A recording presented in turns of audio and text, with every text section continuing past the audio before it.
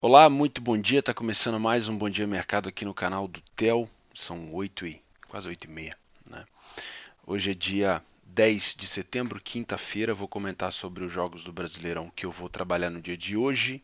Bahia e Grêmio, Corinthians e Palmeiras, Internacional e Ceará, Vasco da Gama e Atlético Goianiense, tá? Antes eu vou passar bem rápido sobre o que eu fiz ontem, porque ontem eu só trabalhei 3 jogos e não consegui fazer os dois da noite, que eu ainda preciso dar uma olhada no compacto do jogo do Santos. O Flamengo eu consegui assistir quase todo o jogo. Então deixa eu compartilhar aqui com vocês a minha tela. Vou pegar aqui o SofaScore que está meio loucão da vida. Atlético Paranaense e Botafogo. Bom, esse jogo aqui eu vi. Eu gosto de comentar isso aqui porque ajuda também vocês a entenderem como é que eu trabalho, tá? Jogo que eu vi muito espaço na defesa do Atlético Paranaense, mas esse espaço ele só foi exposto depois que o Botafogo realmente começou a contra-atacar. De fato, realmente começou a conseguir encaixar algum tipo de contra-ataque que não foi no primeiro tempo. O Botafogo no primeiro tempo foi muito previsível, digamos assim. Né? O Botafogo evitou de contra-atacar, evitou de fazer alguma coisa. Eu até cheguei a tomar o gol do Botafogo e isso aí foi uma falha minha, confesso. Eu cheguei a tomar o gol do Botafogo que foi anulado. Nos últimos 5 minutos do Atlético Paranaense no primeiro tempo. Eu já tinha ficado back numas bolas paradas, fechei, aí teve uma bola parada do Botafogo que eu também comprei. Mas nos últimos 5 minutos eu falei, não, eu vou usar meio stake aqui para ficar a favor do Cap, porque eu acho que o Botafogo está muito recuado. E aí a gente já sabe, né? O capeta sabe, como a gente costuma dizer. O Botafogo puxou um contra-ataque, ninguém marcou, nem o goleiro veio, nem o zagueiro. O Botafogo cruzou e fez o gol. Tinha tomado aquele gol e bem feito para mim, porque tinha entrado numa posição que para o meu método de trabalho não se encaixava. Não tinha padrão para back Atlético naquele momento. Mas o juiz acabou anulando o gol, fechei com um prejuízo muito, mas muito menor do que seria se tivesse tomado o gol.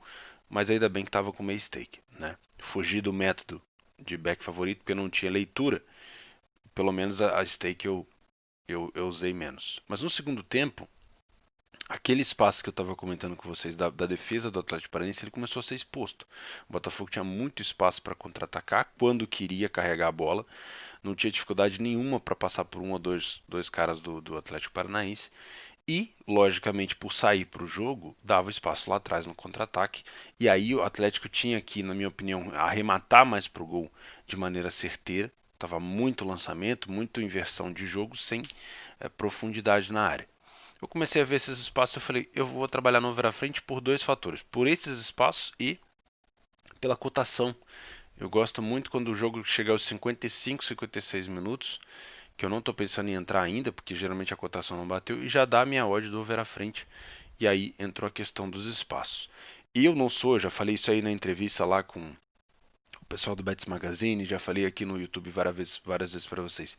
Eu não trabalho com estatística. Eu não trabalho com quantidade de finalização, não trabalho com quantidade de remate. Eu trabalho somente com posicionamento defensivo face ao ofensivo, que tipo de espaço que o time está tendo, que tipo de dificuldade que a zaga está tendo.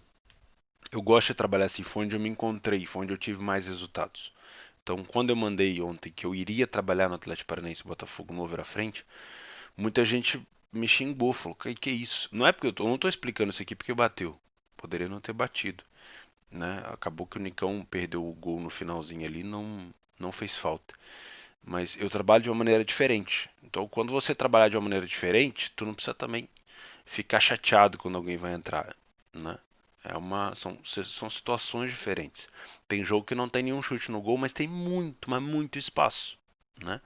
Então, acabei não conseguindo frebetar depois do gol de penal do Vitor Luiz, porque o gol já tinha sido tarde, né? Aos 80 minutos demorou para sair aquele gol. Quando a odd está muito cedo num patamar onde eu quero entrar, das duas uma, ou eu entro cheio, ou eu vou fracionando para melhorar meu preço médio e pegar uma odd ainda melhor, tá? E aos 88, o Atlético Paranaense acabou fazendo o empate. Achei que estava impedido, mas não estava. Então acabou pagando cheio. Então aquele over à frente que tu entra para ter uma odd média ali mais ou menos de 3 e pouco, e você acaba pegando uma odd muito melhor, né? Porque acabou não dando para frebetar. O segundo jogo que eu fiz foi Fortaleza Sport. Esse jogo aqui para mim estava cheirando gol nesse momento aqui e eu fui iludido. Eu entrei no over HT, acabei não pegando nada, né? Acabou não saindo e depois não fiz nada no segundo tempo, tirando uma falta do Sport que eu comprei, mas foi uma entrada e uma saída. Tá? E aí viemos para o jogo do Goiás e Curitiba, que eu particularmente acabei não fazendo todo porque estava de olho no Atlético Paranaense e Botafogo, né? Tava chamando mais minha atenção. E fui perdendo as oportunidades ali, não peguei o gol do Curitiba, não peguei o segundo gol do Curitiba, que também estava dando sinal que poderia fazer. Não peguei a expulsão, não peguei os penais, não peguei o empate, não peguei a virada, não peguei nada. Né? Só que no final, eu entrei no over limite, né, quando estava 2-1 para o Curitiba, eu entrei no over limite, falei com vocês no Telegram que eu iria entrar. Quando eu peguei esse overlimit, eu já estava com lucro no jogo. Né? Geralmente eu não gosto de usar, de cruzar, né? De pegar um lucro nos gols e usar no match odds. Mas naquele jogo ali, eu acabei fazendo. Eu vi uma falta perigosa para o Curitiba bem no finalzinho do jogo, que o jogo teve bastante acréscimo quanto à expulsão e tudo mais. E, e falei, vou entrar. É uma audácia, seria uma audácia minha, né? Falei até no Telegram para vocês não entrar depois de um jogo maluco desse. Porque esse tipo de jogo maluco, se eu tivesse fazendo desde o começo, cara, eu tinha feito um mês aqui. Porque é o tipo de jogo que, onde as pessoas não acreditam, eu tô ali, né? E teve muita gente que estava trabalhando no Discord comigo que pegou essa virada. Né? E quando rolou essa falta, eu comecei a encorajar o pessoal e falar: olha, se você pegou essa virada, tá com lucro legal, seria muita sacanagem da sua parte não tentar pegar esse empate do Curitiba. Porque se tem um jogo, pode reparar, se tem jogo que pode acontecer uma loucura no final, é o jogo que já aconteceu loucura no meio. É aquele jogo que já teve virada. É onde eu mais gosto de trabalhar, né? Então, quer ver um exemplo recente? O Botafogo-Flamengo. O Botafogo fez um gol aos 90, praticamente de voleio no escanteio, ninguém esperava um gol do Botafogo. Aí o Flamengo empatou aos 96. Né? Então são situações que eu gosto muito, mesmo não estando em lucro. Eu tenho a minha moeda separada para trabalhar, por exemplo, aí é o time que está vencendo por um gol de diferença na minha alavancagem. Né? Pelo fato de ter trabalhado o overlimit já está em lucro, deu uma segurança ainda maior. Então eu fracionei esse valor ali de 1,12 para baixo, né? Consegui entrar bastante a 1,08 e me pagou uma stake 28% da outra nesse empate do Curitiba, porque deu uma falta, deu escanteio, da escanteio cruzou para a área, o cara cabeceou na mão do Rafael Vaz, o Rafael Vaz que foi expulso e acabou saindo no empate. Então, parabéns para quem pegou a virada, eu não consegui, mas o empate pagou muito bem para mim, graças a Deus. E, cara, esse jogo aqui praticamente eu encerrei o dia. Né? Cheguei a entrar sim no HT do São Paulo com o Bragantino, porque estava muito bom na minha opinião. Um jogo muito aberto, muito corrido. Cheguei a pegar um gol anulado do São Paulo, que não bateu, beleza, anulou. E no segundo tempo acabei não assistindo mais nada. Fui ver o jogo do Fluminense, acabou ficando 2-1 para o Flamengo. O primeiro tempo muito mais o Flamengo, o segundo muito mais dividido. O Flamengo já chega aí na vice-liderança e põe pressão no Inter. Parece que está encaixando realmente o time. Se você vê o time em campo, os caras estão correndo, estão se doando. É outro Flamengo. É outro Flamengo. Né? E o Santos ganhou do Galo. Esse aqui eu ainda não consegui assistir o que aconteceu. Tá? Para quem tem muita curiosidade, o pessoal me pergunta, cara, como é que tá o teu mês? Meu mês de setembro tá muito bom, tá acima da média. Eu vou colocar aqui para vocês. Olha só. Esse aqui é o meu mês de setembro. Eu vou colocar desse jeito agora, tá? Isso aqui é a porcentagem de crescimento do meu capital, não é da minha stake. Pode até transformar isso aqui em stake, mas eu prefiro mostrar desse jeito também para mostrar a realidade para vocês.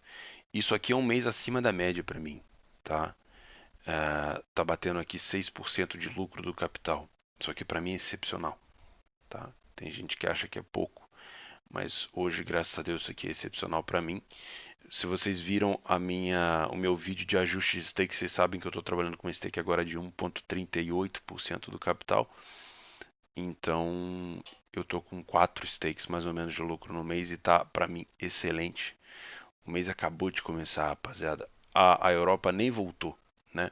A Bundesliga volta na semana que vem. Então, os campeonatos de fato que eu gosto de trabalhar na Europa ainda não voltaram. Eu estou só Brasileirão e Nations. Então, tá excelente, tá excepcional. Isso aqui, logicamente, foi o crescimento por conta do gol do Goiás. E sou grato, logicamente, né? Tá um mês muito bom para mim. Então deixa eu colocar aqui embaixo o Geeks e vamos falar desse primeiro jogo de hoje, que é o Bahia e o Grêmio. Bahia que assumiu agora o novo treinador, o Mano Menezes. Todo mundo esperava o Mano Menezes no Corinthians e o Mano Menezes assume o Bahia depois da queda do Roger Machado. Se eu não me engano, o último jogo do Bahia foi contra o Internacional. Posso estar falando besteira aqui, mas eu acho que não. Deixa eu dar uma olhada aqui no SofaScore, puxar para cá. Eu tava escutando um sonzeiro aqui, depois eu mando para vocês. Cadê? Bahia, Bahia, Bahia, Bahia, Bahia. Eu quero ver também a posição na tabela, tá? Às vezes eu me esqueço. Bahia 13º, Grêmio 17º. E as últimas partidas do Bahia foram... É isso mesmo, Bahia Internacional 2-2. Peguei o empate do Bahia no final, né? O Flamengo vem de um empate com o São Paulo, uma derrota para o Ceará, um empate com o Palmeiras, uma derrota para o Flamengo, que caiu o Roger, um empate com o Inter e agora vai pegar um Grêmio que vem de uma sequência ruim também, né? A última vitória do Grêmio foi contra o Caxias, no recente, né? E lá atrás contra o Fluminense. Depois é só empate, empate, empate, empate, empate, empate, derrota. O Grêmio, eu posso dizer aqui que, logicamente, em relação à pressão de treinador, o Grêmio tem o Renato muito mais pressionado. Não sei se dizer se pressão é a palavra para o Renato, né? Porque o Renato é ídolo total do Grêmio, né? É o ídolo máximo do Grêmio. Tem uma estátua dele lá na frente da arena, eu pude conhecer. Os caras são apaixonados por ele. E ele fez muito pelo Grêmio, muito. Ele deu muita coisa pro Grêmio. Tem o Mundial do Grêmio que ele ganhou como jogador, tem a Libertadores. Cara, ele fez tudo, né? Então, eu particularmente assim de fora, eu vejo um Grêmio desgastado, eu vejo um Grêmio precisando de uma renovação. Mas eu não sou gremista, já tive no Sul, tenho muitos amigos gremistas, já tive na Arena várias vezes, tenho uma camisa do Grêmio. Enfim, acompanhei o Grêmio muito mais de perto, por exemplo, que o Inter quando eu fui no Sul, até porque as amizades que eu tenho no Sul eram mais gremistas, né? Agora eu tô fazendo mais amizade com os colorados. Mas eu de longe assim, eu diria que o Grêmio precisa de uma renovação, precisa de uma coisa nova, sabe? Essa coisa do Renato, eu acho que foi bonito e deu, não vale a pena desgastar mais, sabe? Claro, o Grêmio quer e sempre foi o foco do Grêmio as Copas. Então fazer o Renato Gaúcho cair por conta de um campeonato de ponto corrido seria um tiro no pé, talvez, porque o foco do Grêmio são as Copas, né? Então, talvez o Grêmio não demita o Renato Gaúcho, mesmo pelos maus resultados do Grêmio no Brasileiro. Basta que ele faça a manutenção, porque o foco do Grêmio, de fato, são as Copas. Mas o que pressiona o Grêmio? O Inter está na liderança. Aí você tem, porque cara, lá no Sul é assim. O Grêmio só joga o Gauchão porque o Inter está lá e vice-versa. É uma rivalidade muito grande. Então, o Grêmio estar dentro da zona de rebaixamento praticamente e o Inter está na liderança, isso aí pressiona. Se o Grêmio tivesse em oitavo lugar, é danada, mas o Inter na liderança pressiona. Principalmente se o Inter ganhar do Ceará hoje, né? E aí pressiona bastante. Então, talvez, pode ser que aconteça uma queda do Renato ao longo dessas próximas semanas ainda, se o Grêmio continuar tendo um resultado ruim, lógico, por conta dessa liderança do Inter. Né? Porque aí o Inter fala assim, ó, não, agora eu não quero Copa. Eu quero Copa também, mas agora eu quero ganhar o Brasileirão. Aí fudeu. Aí o Grêmio vai ter que correr atrás, entendeu? Mas falando do jogo em si, a cotação do Grêmio é mais baixa que a do Bahia. Eu não acho justo isso hoje. Né? Eu não acho tão justo a odd do Grêmio tá mais baixa que a do Bahia, porque os momentos dos dois times não são bons. Né? Então, para mim, ela tinha que estar muito mais equilibrada. Tá? O Grêmio ele não tem jogado bem. Ele tomou um vareio do Atlético Goianiense no segundo tempo. No primeiro tempo até que jogou bem, mas no segundo tempo merecia ter tomado o gol. E eu não sei, não gostei de fato dessas odds aqui. São cotações que para o meu método de trabalho de ler a pior equipe em campo, ela está excelente. Né? Ela se encaixa nos dois sem problema nenhum. Talvez no Grêmio aqui fique um pouco mais receoso, mas se for uma leitura muito clara dá para trabalhar. Não vou me enviesar aqui para trabalhar gols, igual eu fiz ontem no Galo e no São Paulo. Eu acho que é um jogo para ser estudado, porque o Bahia agora com o novo treinador, lógico, o Mano não vai conseguir implementar tanta coisa assim, mas é preciso tomar cuidado porque o estilo do Mano é um estilo muito mais cadenciado, muito mais defensivo para contra-ataque, né? Para jogar por uma ou duas bolas, dependendo da situação, principalmente se for contra um Grêmio que vai tentar atacar o Bahia. Mas não sei se vai ser essa facilidade toda para o Grêmio. Eu esperava uma cotação um pouquinho mais. Talvez o Bahia favorito, essa odd invertida é um pouquinho mais justa. Jogo total para leitura aqui, mas eu venho para aplicar o lei a pior equipe em campo se eu tiver leitura para isso, tá? Depois temos Corinthians e Palmeiras. Cara, isso daqui é difícil, hein, meu? Palmeiras a 2,30. Aqui a gente tem um Palmeiras ainda mais favorito que o Grêmio, né? Vai jogar contra o Corinthians que vem com o Thiago. Cadê a posição aqui dos dois? O Palmeiras vem em sétimo, o Corinthians vem em 12º. O Thiago Nunes bem cobrado, bastante ameaçado. Claro que um clássico aqui ele faz com que o Thiago Nunes fique na corda bamba, né? Esse clássico ele tem o poder de demitir os dois treinadores. Claro, não os dois, mas tem o poder de demitir um dos treinadores, caso a gente tenha um placar elástico, né? É difícil você segurar, por exemplo, o Lucha já vem sendo cobrado, o Corinthians vem sendo muito cobrado, o Thiago Nunes. Então se você tem, por exemplo, um 3-0, um 4-0 num clássico, que não costuma ser um resultado comum, né? É um resultado bem atípico, principalmente para esse clássico aí, mas eu acho que pode ser que algumas cabeças rolem. Se o Corinthians está muito mais ameaçado. Então, se o Corinthians perder do Palmeiras, e se fosse assim, um jogo onde o Corinthians jogue mal, o Thiago Nunes dança. Tá, eu acho que o Thiago Nunes não aguenta. Para mim, essas cotações elas podiam o Palmeiras podia estar um pouquinho mais alto, podia estar 2,54 ali, 56 onde estava o Grêmio. Mas ok, né? A gente sabe que por conta dos últimos resultados, o Palmeiras vem de 3 vitórias, 2 empates e o Corinthians de 2 vitórias, 2 empates e uma derrota. Mas o Palmeiras não, eu consigo enxergar muito mais um estilo de jogo no Corinthians, mesmo que seja um estilo de jogo que a torcida não goste, do que no Palmeiras. A gente não sabe se o Palmeiras vai marcar pressão, se o Palmeiras vai infiltrar, vai jogar pelas laterais. Cara, o Palmeiras ainda não deu liga, não tem cara pra mim. E o Luxemburgo tá indo, né? Tá indo. Vamos para próxima. Outro jogo para leitura de jogo. Pra mim aqui já não se encaixa tanto no meu método de ler pela equipe em campo. Aí eu teria que trabalhar exclusivamente ler o Corinthians, se eu tiver leitura. E para eu trabalhar um back Palmeiras aqui acima de 2,20, tem que ser um controle bem interessante de jogo do Palmeiras. Tá? Que aí valeria a pena, porque essa cotação aqui de 2,30 ela é uma cotação muito móvel. Né? Ela derrete muito fácil. Ela não sobe tão fácil, porque o mercado já está precificando alto, mas ela desce muito fácil se o Palmeiras estiver muito bem no jogo. Tá?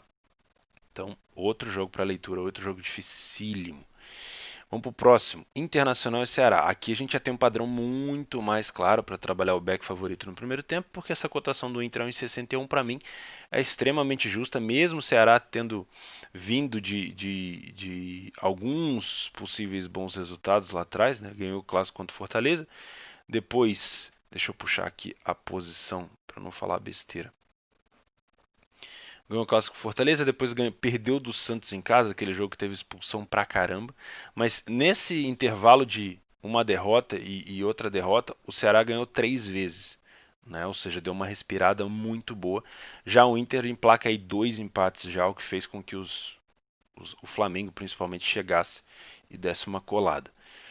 Se eu não me engano, o Internacional jogou com essa cotação parecida contra o Atlético Goianiense, acabou vencendo o jogo. Eu vejo uma situação muito clara aqui para trabalhar back Inter. Se a gente tiver, não estou dizendo no pré, tá? Mas se a gente tiver um Inter totalmente controlando o jogo contra o Ceará, o que eu espero. Espero o Ceará recuado para jogar no contra-ataque. O Inter é um time muito bom, o Kudê treina muito bem seu time.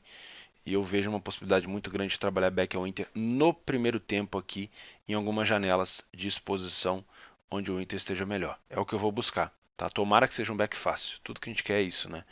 É um Inter começando avassalador, que dê um back fácil pra gente, que dê tempo da gente pegar. Tá? É o que eu espero. Agora, não descarta a possibilidade, por exemplo, se o Internacional estiver saindo na frente ou estiver ganhando de 1 ou 2 gols de diferença, de buscar uma possível recuperação do Ceará, porque no jogo passado o Bahia foi buscar essa recuperação. Ok? Então, em lucro no jogo fica muito mais fácil. Mas isso aqui são só criação de cenários, isso não quer dizer nada. Tá? E aí, temos o último jogo do dia. Deixa eu buscar aqui no Geekstoy em amanhã, que já passou das 8. Vascão da Gama e Atlético Goianiense. Outro jogo que, na minha opinião, ela tem um padrão, um possível padrão de back Vasco no live, no primeiro tempo. Outro jogo que eu posso encaixar aqui, o back no primeiro tempo no Vasco. Mas se não tiver aquela coisa tão extrema assim, eu posso buscar um lay, a pior equipe em campo aqui no Atlético Goianiense. Tudo vai depender de como o Vasco vai se comportar. Uma coisa tem que ser dita: o Atlético Goianiense não é um time otário, não é um time bobo. É um time que, mesmo depois daquele jogo lá contra o Flamengo tendo descido a ladeira, é um time que cria situação de perigo e que arremata bastante no gol. Só que é aquele time que ele não consegue converter isso em gol. É um time que perde muita oportunidade. Mas, se o Vasco não tiver muito bem encaixado na defesa, tá? Olha só. Se o Vasco for para cima do Goianiense, não tiver tão encaixado assim na defesa, vai tomar contra-ataque perigoso. O Flamengo foi assim. O Flamengo foi estabanado para cima do Atlético Goianiense e não prestou atenção nos contra-ataques e mamou, tá? Então, claro, o último empate do Atlético Goianiense que eu vi, que foi contra o Fluminense estava com homem a menos, recuou e tal. Mas mesmo assim, o Vasco tem que jogar aqui de uma maneira sábia, tá? Tem mais time que o Atlético Goianiense? Sim, com certeza. Né? O Atlético Goianiense já está na penúltima colocação. Mas a gente sabe muito bem que o Vasco tem que tomar cuidado. Já não é, entendeu? Não é um hiper time em todos os setores do campo. Tem um excelente time, mas tem que tomar cuidado. Eu vejo o Atlético Goianiense marcando sobre o Vasco. Se vai ser no início, se vai ser depois, eu não sei. Eu vejo o Vasco dando esse mole para o Atlético Goianiense. O que eu quero é um Vasco no primeiro tempo dominando o jogo para que eu possa trabalhar ou a favor do Vasco ou contra o Goianiense.